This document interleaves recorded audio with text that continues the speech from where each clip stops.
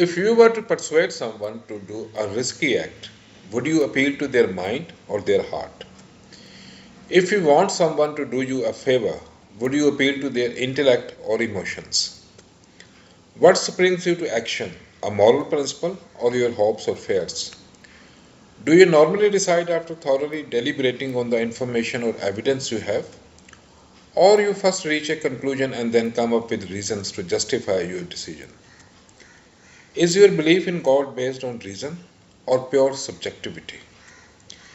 Well, the people would answer these questions differently. Should you choose the second option in each of these questions, you are an irrationalist. Please don't get perturbed over the negative connotations of the word irrationalist. Irrationalism has been one of the most powerful doctrines of all times, associated with some of the highly acclaimed thinkers and men of letters of all times, such as Lao Tse, Nietzsche, Schopenhauer, and poets of the English Romantic movement. Irrationalism is the view that man is not defined by reason or intellect, but by will, sentiments, intuition, or faith. The universe does not exhibit a rational structure. Instead, it is ruled by chance, accidents, and arbitrariness. Irrationalism is also known as Vitalism, Voluntarism, and Intuitionism. Intuition is the key to unraveling the mysteries of the universe and resolving the riddles of life. Irrationalism has little use for the critical, rational, or the systematic. Instead, it celebrates the creative, the intuitive, and the visionary. In one sweep, the will can accomplish what intellect fails to do despite years of sweat and labor. Intuition or faith, with one stroke, grasps the underlying significance of things. Irrationalism has significant metaphysical, psychological, existential, socio-political, religious, and literary implications. You are watching Wisdom of Life. Now, if you were asked a question, how to overcome despair and anguish in a meaningless world, what would be your answer?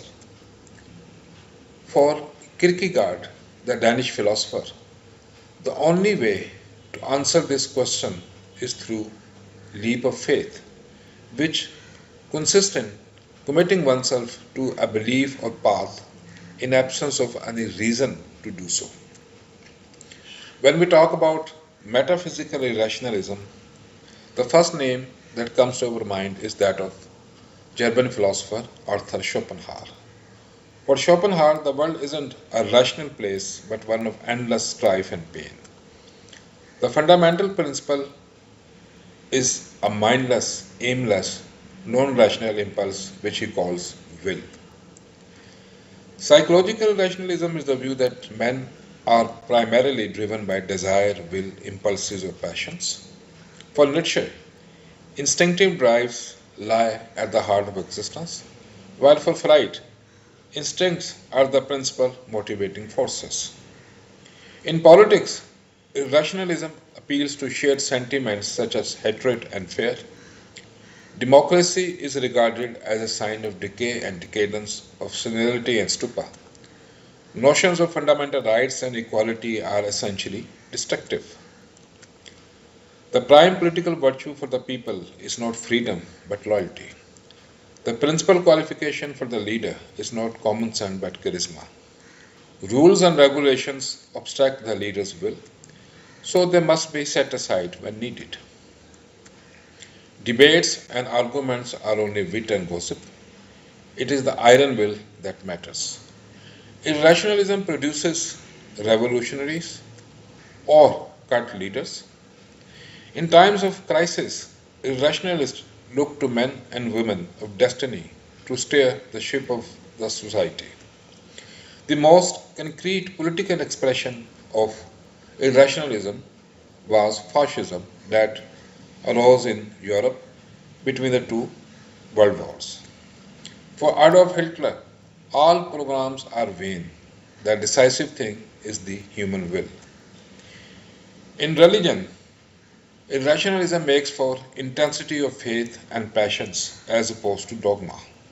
as in the ancient Chinese religion of Taoism. In literature, irrationalists produce romantics. Romanticism is characterized by spontaneity, subjectivity, interest in mystical and supernatural. The English philosopher David Hume once stated, "Reason is and ought to be a servant of passions," which in a nutshell captures the spirit of irrationalism. I trust you like this video. Please like, share and subscribe to my channel Wisdom of Life. Thanks for watching.